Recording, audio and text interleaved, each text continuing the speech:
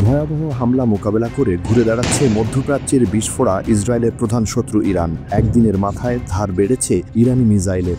ইসরায়েলের সুস্পষ্ট লক্ষ্যবস্তুতে আঘাত হানছে ইরানি মিসাইলগুলো। 14 জুন শনিবার দিনগত রাতে ইরানি মিসাইলের লক্ষ্যবস্তুতে পরিণত হয় রাজধানী তেল আবিব সহ ইসরায়েলের প্রধান সমুদ্র বন্দরগুলো। 14 জুন শনিবার ইসরায়েলের হামলা এবং ইরানের পাল্টা হামলায় বেশ কিছু নতুনত্ব খুঁজে পাওয়া যায়।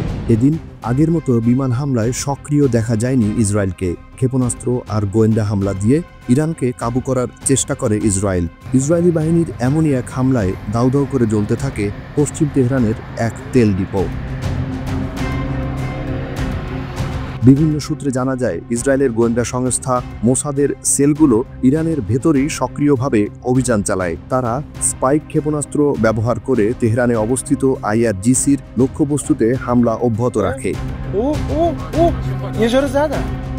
শনিবার সন্ধ্যা পর্যন্ত ইরানের সেনাবাহিনী এবং IRGCর সূত্রে মেহের নিউজ জানায়, ইরানের অ্যারোস্পেস ফোর্সের 3য় খোরদাদ প্রতিরক্ষা ব্যবস্থা নাতাঞ্জ পারমাণবিক কেন্দ্রে একটি রাডার এড়িয়ে যাওয়া ড্রোনকে ভূপাতিত করে এবং ফোর্দো পারমাণবিক কেন্দ্রে আরও 2টি ড্রোনকে আটক করে। পাশাপাশি দক্ষিণ ইরানের দেশফুলে একটি ইসরায়েলি ড্রোন গুলি করে ভূপাতিত করে, আর তেহরানের আকাশে একটি ইসরায়েলি ড্রোনকে সফলভাবে জব্দ করে। কয়েক ঘন্টায় প্রায় 10টি পাইলটবিহীন বিমান ও ড্রোন ধ্বংস করার কথা জানায় ইরান।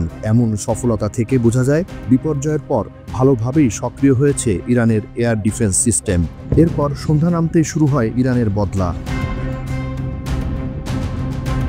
হামলার শুরুতে বিবৃতি দেয় ইরানের IRGCর অ্যারোস্পেস ফোর্স। তারা বলে, ইসরায়েল ইরানের উপর যে নতুন আক্রমণ চালিয়েছে তার জবাবে আমরা একটি পাল্টা অভিযান শুরু করেছি ঈদে গাদিরের সন্ধ্যায়। এ অভিযানের নাম দেয়া হয় ট্রু প্রমিস 3।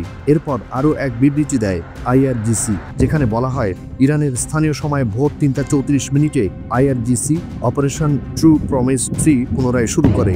IRGC মুখপাত্র ব্রিগেডিয়ার জেনারেল আলী মোহাম্মদ নায়েনি ঘোষণা দেন, তারা ইসরায়েলি সরকারের যুদ্ধবিমানের জ্বালানি উৎপাদন সুবিধা এবং জ্বালানি সরবরাহ লাইনে বিশাল ক্ষেপণাস্ত্র ও ড্রোন হামলা চালিয়েছে।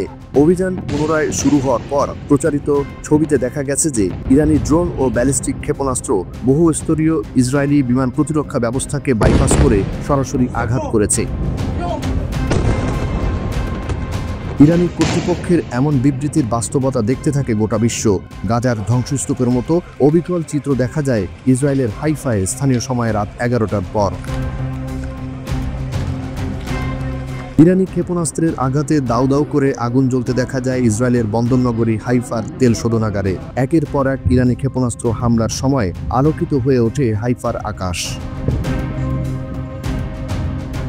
পাশাপাশি গাজার মতো ধ্বংসযজ্ঞ দেখা যায় তেল আবিবের বাইত ইয়াম এবং রেহোভোতে। ইরানি মিসাইলের ধ্বংসযজ্ঞ থেকে বাদ যায়নি ইসরায়েলের তামরা শহর, আর দক্ষিণে ইসরায়েলের ইলাত বন্দরে আছড়ে পড়ে ইরানি আরাস ড্রোন। রাত গড়িয়ে দিনের আলো ফোটার সাথে সাথে স্পষ্ট হতে থাকে ইরানি মিসাইলে ক্ষতবিক্ষত ইসরায়েলের শহরগুলোর চিত্র। আগে ইসরায়েলের আঘাতে গাজায় যে ধ্বংসযজ্ঞ দেখত বিশ্ব, এখন একই ধরনের ধ্বংসযজ্ঞ বা তারও বেশি ইসরায়েল ভূখণ্ডে দেখছে গোটা বিশ্ব। জুনায়েদ আলী সাকি, বৈশাখী সংবাদ।